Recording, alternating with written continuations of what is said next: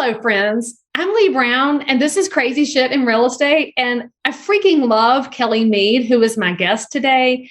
You're going to love her too. And first of all, the woman can talk without breathing. It's a true miracle of nature. And everything she says has multiple layers of impact. So you're really going to enjoy this conversation. I'll see you on the other side. You're listening to Crazy Shit in Real Estate. You'll be amazed at all these wild but true situations that others have found themselves in. Because on this show, you'll hear uncensored, unbelievable stories from the world of real estate. I'm Leigh Brown. Let's dive right in. You have built an amazing business, and so tell the viewers and listeners a little bit about what you do in and around the real estate space and the niche that you're operating in so they can get completely fascinated too. Yeah, so I'll just take you all the way back to 2009. 2009 was changed. I was just fresh out of college. I graduated fall of 2008. So everybody kind of remembers what happened in fall of 2008. That was a very fun time to graduate because you thought you were going to get a job making $60,000 a year. And when you find out you graduate and you can barely get a tech job. Everyone that was interviewing me was I really was just trying to figure out if I'm going to have a job here the next year. So moved to Birmingham and got into sales. And then my friend invited me to a real estate boot camp, which was, I didn't even know about real estate investing. Never heard that term. Robert Kiyosaki boot camp, Rich Dad Poor Dad changed my life. That was my first book, changed my life. Went to there. They had a training session and then they had the boot camp that weekend. Completely changed my life. Could not afford, they were doing the coaching, could not afford that. But I decided, you know what? I have all this material. Let me see what I can do. And that was my introduction to real estate. Now, me being a young kid, I still couldn't figure it out at that time. So I did end up going and getting a job with the government, with the Navy. I was a DoD civilian and loved it immensely, but I still had huge passion for real estate. I started investing. I started buying rental properties and flipping. I bought my first foreclosure and flipped it, and it became my home. So I really, really loved real estate, but I did it on a part-time. Fast forward almost a decade later, I still just real estate. And so I had moved back to Alabama. This is in 2019. I moved back to Alabama and I was like, what can I do in real estate beyond just investing? Because I really feel like this is something that I could do all the time. And I started looking at the market in Huntsville. It was going crazy. We had so many employers coming in, so many government contracts that had been awarded. And so a lot of people were transitioning. FBI was building their headquarters for cybersecurity here. Facebook was building a data center here. It was just a lot of activity. So many people that are going to be transitioning to Huntsville. Huntsville had never seen that kind of growth before. And so I have been hosting just free real estate investing workshops. Every Monday night, I would just host it and just give free information. And through that, I started networking with people and getting a lot of valuable information from people that were involved in real estate. And they were saying, new construction is going to be what Huntsville especially needs because we are in a deficit of houses. We already are in low interest rates. Interest rates were still declining and people were buying more and there just was not enough housing, even to the point where relocation companies were basically holding off people from moving because they needed housing for them to come and stay. And so in the state of Alabama, you are required to get your real estate license because I was actually one of those people that are I'm just an investor. I never need my real estate license. I don't want the red tape involved with buying property. But in order to be in new construction, you needed to have your real estate license. So I took my test, passed it on the first try because, again, I'd already been involved in real estate. So I knew a lot about real estate contract law and passed the test.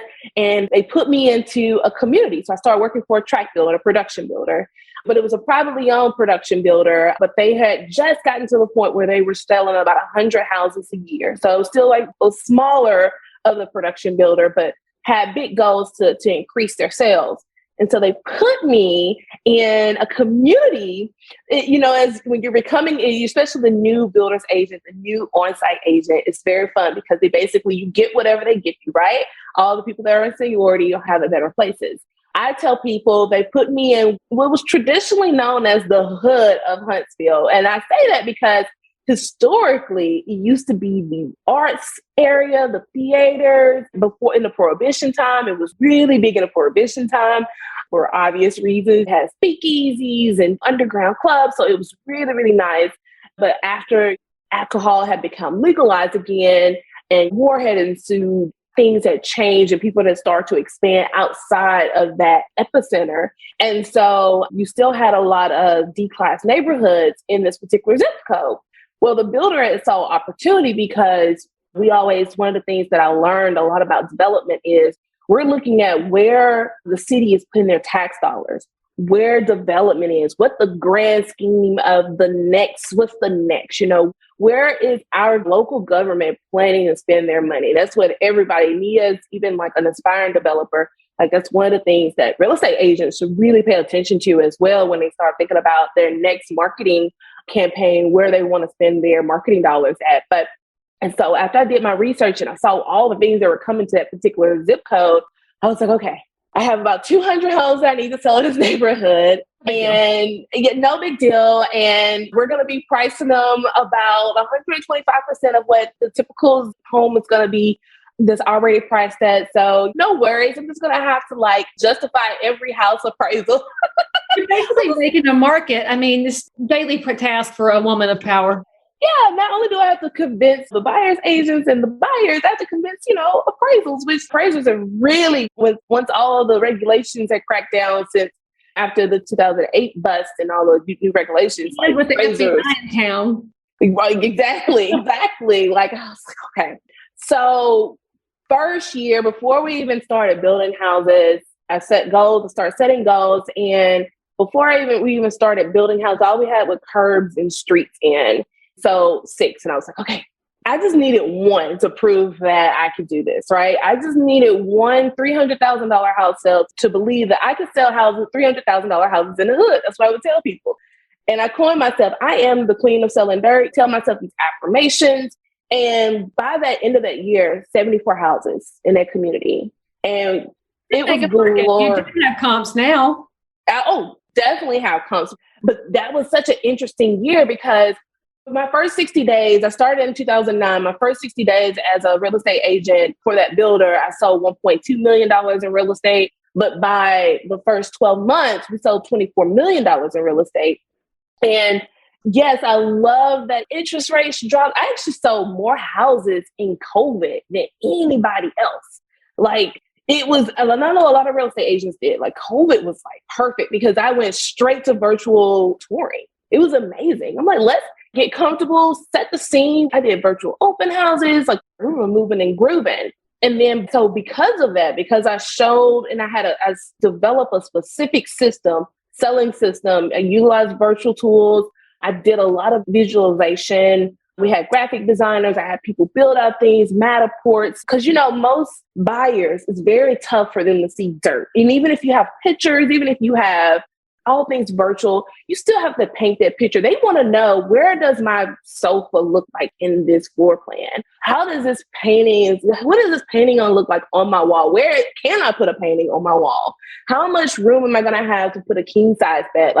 Being able to visually go down that road with them and have them imagine all those things, it becomes a specific skill. And I did that through my email marketing, through my text messaging campaign. So when they came in, either from a virtual meeting or for in-person meeting, we were always going through and I was showing them, basically we were going into, I guess you could call it a metaverse before it was metaverse. We were going into a visual description of what their house is going to look like, right? And so because I had that specific selling system and because I knew that all I needed was to see 10 people a week, and I'm selling at least 6 of them, or I'm hooking at least 6 of them, even if they don't buy then, but when they do buy, they're buying from me, right? And by the end of that year, I was extended a position to be over sales and marketing for Huntsville.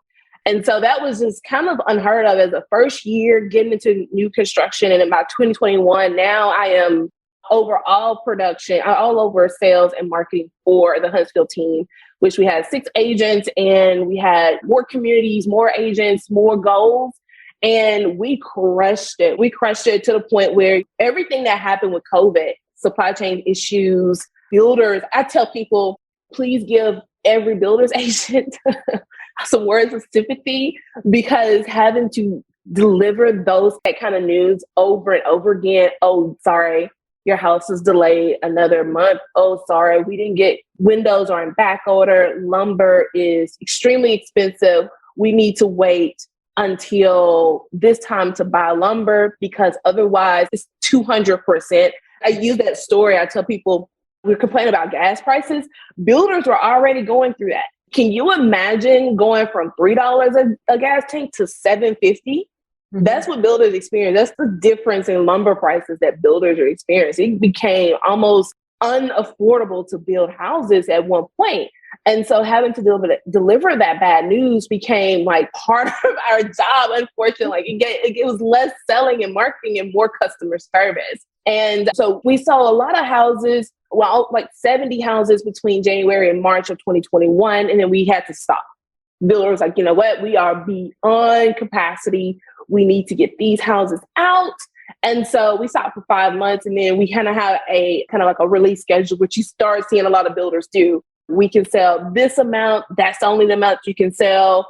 After that, we'll release another amount until the next month. And then we continue to do that. But it was just an amazing experience. And so I learned a lot when I got into that VP position for the builder.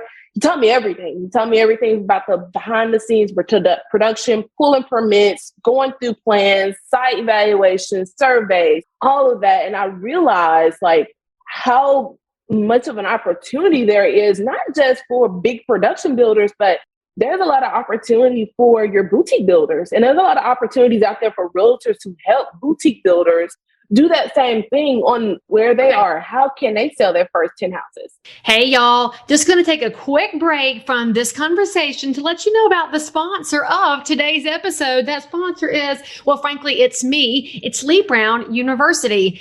It's no secret that real estate is crazy competitive, getting more so every day. And that's why I created Leigh Brown University. Each of you has different goals. There's something in my course that's going to help you break through. So enroll in Leigh Brown University today. You go to www.leigbrownu.com and I'll see you there. Now, back to this amazing content. So let me get you to breathe for a second, because that's officially the longest answer to what real estate do you work in I've ever had. 17 minutes. Kelli, you are 17 minutes? Girl, you haven't breathed in 17 minutes. I talk a lot. I know, but your energy is so infectious. And I want to point one thing out. I mean, there's 1,000 directions we can go in, but obviously episodes stay pretty short. The thing that I find to be fascinating is the system that you build for creating visualization in the new home side, because if you look at statistics of adults, it's estimated that only 15% of the population can visualize, which is why you have a model home. That's pretty much what everybody builds with a different elevation, because they got to see it. And as we look at a post-COVID real estate world, a resale home, I think that we'll see less of the virtual sales on that side, because people do want to see what they're getting and see how somebody else lived in it and see what the cracks are and the flaws. But with new construction, a system like the one you've created is going to be integral in the future, because there's still nothing for them to walk through except a model. But what you're giving them is a little bit more of the flexibility so they can see what they're getting into. And that's going to be something we'll definitely need going forward. But let's just keep it out of the metaverse, because that creeps me out altogether. And the other thing I want to briefly touch on there is the human aspect that we forget sometimes in real estate when people get so heated up, especially in this market, whether they're fighting over houses or the builder. And I hate this limited release thing. Hey, we're going to release 2 houses next week, so come fight over it. And the new home agents are totally trapped in that space because it wasn't their decision. It came from upper management, and the buyers are wigged out, and the builders aren't paying the buyer agents a reasonable rate anymore, which is kind of wild and crazy, but it is a painful space, and you do absorb all their frustrations. And I love that you pointed out that your job became so much more centered around customer service, because you can't control any of those outcomes. And it's not going to get any better for a while. I mean, I'm sure you're seeing that the same way we're seeing it in North Carolina. Today it's windows, tomorrow it's PVC, next week it is hinges, and then after that it's paint. It's like you just never know which piece is going to turn into your gap next. So, I mean, oh my gosh, there's so many directions we can go in. So many. Builder shot. Oh my gosh, like you're living this really expensive life. Okay, so talk to me about, well, now obviously you're supposed to tell a crazy story on my show. So I'd like to know what angle your story is going to go in, because I have some questions and then we're going to tell your story. So tell me which piece it's in. Is it investor? Is it flipping in Memphis? Is it new home sales? Is it what, Kelli? Which angle were you going in? So when I listened to your podcast and I hear so many stories, and I was like, which one am I going to tell? Because I could tell about when I got trapped in a house when it was fleas in there. And then I thought, that's actually not funny. That's traumatizing. That's why we wear pantyhose, and not everybody knows that if you wear pantyhose, you can wipe the fleas off. So there's your real estate tip for the day. But carry on. Did you know that? I did not know that. Only excuse to wear pantyhose in the summer, but if it keeps fleas off, I will wear pantyhose. Oh, carry on. Oh my gosh. But no, so I was going to tell a new construction. Okay, so I work with a track builder, right? So we would do personal touches. We would change your color of your flooring, maybe add a couple of things that were already within, but we're not custom home builders, right? Like you don't go find your own land. They're already preset plans. So having that conversation in the initial part, sometimes people get it, but there's just individuals that just think, nope, I'm building a house. And Kelli, can't we move this wall? Can't we change this? Can we make the ceilings taller and add on another room at the back? And for those of y'all that are not heavy into new construction, if you're like a normal person who's not in real estate, when Kelli says a tract builder, we're talking about what we would lovingly call a vinyl village or a Pop-Tart neighborhood, where the builder lays out 300 lots and they have 7 floor plans, and each floor plan has 3 elevations. And that's your mixing and matching. And what she's referencing is you can pick the color of the siding. Well, if the color's not been used 2 houses away, you can pick the tile in the bathroom. Here's your 2, pick one. Congratulations. So when we talk about tract building, there's this much personalization, but I think builders would do wise to quit calling it customization, just call it personalization, because it's pretty much what it is.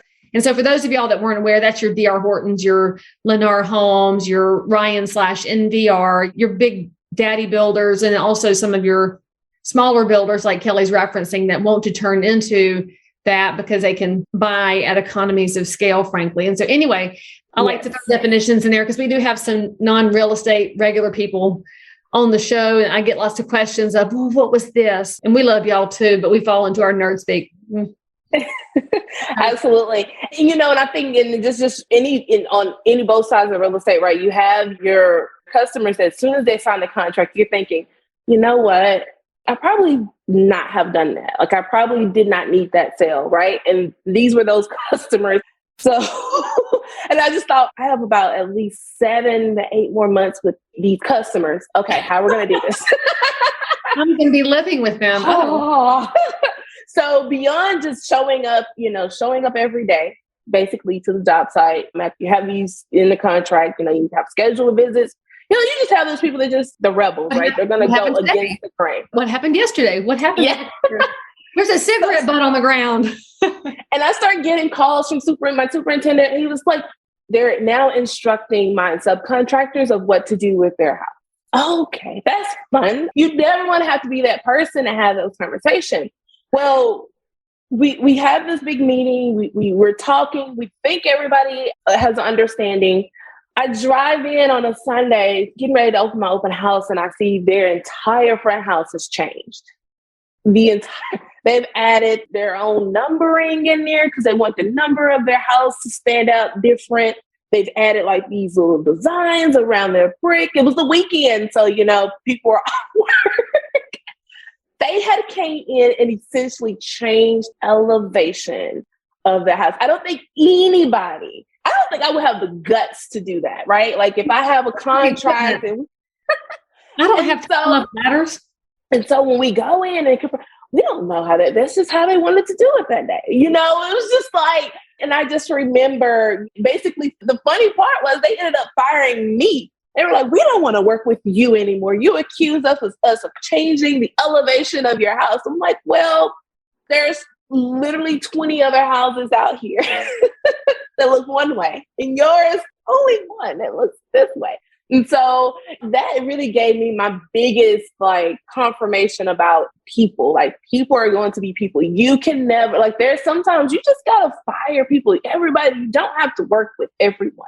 It's not always worth whatever commission or whatever. It's just sometimes a peace of mind, right, is always better. But yeah, and he tore out insulation in the house. He's like, I don't like that one. I want another type of insulation. Literally tore it out of the house. Insulation is insulation. It's not to him. No. I needed you use this R. I want this R rating. We gracefully, I'm like, we are not the builder for you. You have to have that. We are not the builder. We're not the people for you conversation. But yeah, and the superintendent let me have the first swing at knocking that number out of the house. That was actually pretty, you don't realize how much demolition can be self-therapeutic. But yeah, that was my craziest construction story, I shall say. Wait a minute. Did they rescinded their contract and went away? We released them. Yes, we released them. Yes. Don't keep their deposit money because it cost you money to fix that house, or you're just so glad to have them gone? So glad to have them gone. Normally we would have kept it, but we didn't want any other dealings. And if giving that money away, giving it back to them was going to send them away, we did that. I actually advocated for that, even though they had already fired me. I'm like, let's please give them all of their deposit money, options money, earnest money, everything back. Let's let them go and find their own peace, It's a bold move to change the house and then flat out deny it. In a world of cameras, some neighbors' Nest Cam caught them. Oh my gosh. It was just everything. Directed subcontractors, pulling out insulations, changing the elevation of their house. We're just in framing. We haven't even put sheetrock. Thank heavens. Oh, they might have changed that too. And it was so funny because this is why when that it was normally my contract writings would be maybe an hour, maybe 2 hours. But this was a 6-hour contract writing. This was an all-day event. That's how I knew this is probably not the customer that I need. 6 hours. That's where you kind of want to set a clock and say, at 2 hours, if we're not done, you're not getting the house. So let's keep going. Gosh, but that was my craziest new construction story. I have never heard anyone that decides, Saturday. And it was crazy because I thought they were asking me questions about the type of brick. And I thought that was just something that they wanted for down the road because they asked a lot of questions. I didn't know if they were actually scheduling work to come and happen. I felt bamboozled a little bit as well. Well, you know what? But that's also what happens when you live in a Huntsville market where you're so used to detail people that it seems halfway normal for somebody to ask you those kinds of things that are completely irrelevant. And don't you know those neighbors were so glad to see you release that contract because they knew what they were going to be dealing with a neighbor like that. Oh my goodness. Honestly, I am so, and I had that conversation with another agent. It's like, why are builders, wanting to release my clients? This is another builder they were asking about. I'm like, you got to think about it. This builder is creating a community. They're going to have to deal with warranty issues. And then there's going to be amenities in the community, whereas pool houses and clubhouses. If you are that much trouble building your house, you will absolutely be that much trouble after you're living in that house. So, what does it doesn't make sense to continue to have a person that is going to basically obstruct peace continuously in the community. And I think some people lose sight of that, especially in our day and age. Everybody wants everything. It's a microwave society. Everybody wants it their way. And everybody is not the Amazon of everything, right? We can't we're not the monopoly players in everything. There are actually humans on site, and we still build houses by hand. People are going to make mistakes. People are going to forget things, but we're always going to correct it. So it's just difficult sometimes dealing with individuals that just don't get that piece of the puzzle when they're building a new construction, which is why I like to deal with a lot of investors. In life, right? Those are people who they've got a lack of peace right here, and then they exhibit it with their real estate needs. But I love what you're saying here because I think as realtors, we forget that sometimes, that our clients might need to be reminded that they're about to be a part of a community. And it's not about violating fair housing and picking and choosing your neighbors. It's about your clients are moving in over here. Y'all need to be cool when you move in and go say, hey, and be friendly and figure out how you're going to live together in this space, which that might solve all of our fair housing woes in life anyway, if we thought about ourselves as the new guy on the block and acted like we wanted to be invited over for supper sometime. Oh, like life lessons from Kelli. Okay, so that will totally be your book. All right, so obviously our episodes run long here, but I really want to hear one more thing from you. Okay. So you said you started these investor clubs where you were sharing what you had learned. How did you start that, and who showed up? Was it experienced people who needed a community, or was it people who were novices and didn't want to feel like morons for asking questions? Because I think that's the reason people often don't get into real estate investing, is it's so foreign. Maybe they watched that infomercial at 3 a.m., but that feels a little bit slimy because it is, or they read Robert Kiyosaki's books and maybe question their own ability, because we know that for a lot of folks, there's just straight up fear that keeps them out of that market. So in the last 5 minutes here, talk to us about those clubs a little bit, because I'm intrigued by this. Yeah, it was for new people. It was for people that wanted just information of how to get started, because that was one of the things I felt like for me is like I had so many people, although I went to my first boot camp at Robert Kiyosaki, the amount of mentors I had along the way that just gave me free and valuable information about their experience. I wanted to give back in that way as well. So I just started free real estate. Yeah, it's because people just want information, even if they just want to know, what does it take to get going in real estate investing? And I wanted to be able, like I said, I came from a middle-class background. It's not like I don't have a rags to riches story, but my parents, they were not real estate investors. They didn't know anything about real estate investing. And so I wanted to give that exposure to people that inquired about it as well. And so that I always tell people I'm a licensed investor. I have my license, but I'm an investor first. And even just adding the new construction onto the resume, now I'm able to give investors another opportunity to invest in new builds, because now you don't have to worry about deferred maintenance down the road. You come in, you have warranties you can take advantage of. And so just continue to give that free, valuable information. It went now that YouTube is in Instagram, like I'm more transitioning to digital content and providing that on the internet.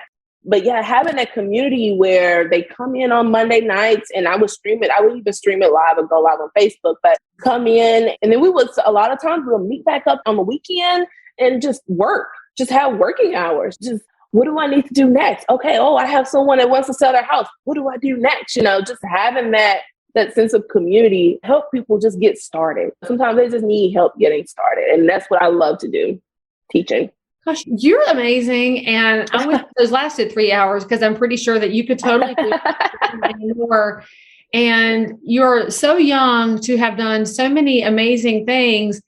And what's coming over the horizon for you is going to be something else exciting. And so you'll have to come back and tell us what that is when that next opportunity appears, since you obviously can make a market. So Kelli Meade, if anybody wants to find you, what is the best channel? And don't worry, friends, I'm putting all her stuff in the show notes, because I know you're on your treadmill right now.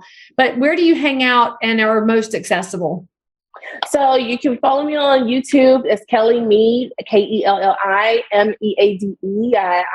have a weekly show that I put out, or Instagram, Kells Always, KELSALLWAYS. And then I just launched my website, newhomesales360.com. So that's where you're going to get all your new construction info. Okay, so if you are looking to invest, you need to go hang out with Kelli. And if you're a realtor who needs to learn about that, you need to go hang out with Kelli. And if you're a builder or a builder rep, you definitely need to go figure out your digital plan with Kelli. And so make sure you connect with her on all her links. Kelli, I'm so glad that you spent some time with us and got to see all of my audience virtually. And I can't wait to see you in person and have you back on the show. Thank you for having me. This was so fun. Have a wonderful afternoon. And friends, make sure that you subscribe for more, turn on the bell so you don't miss any episodes. And we'll see you back here for more crazy shit in real estate. Bye. As always, I'm so super thrilled that you joined in for more crazy shit. And if you're a realtor, investor, inspector, lender, or just a regular human being who happens to have an unbelievable story that you need to tell the world about, or frankly, you just need to one-up the story you just heard, then make sure to DM me on Instagram at Leigh Thomas Brown, or tweet me at Leigh Brown, or frankly, any social network where you hang out. I'm there. And if you had some fun, then you totally want to subscribe so you don't miss out on any future episodes.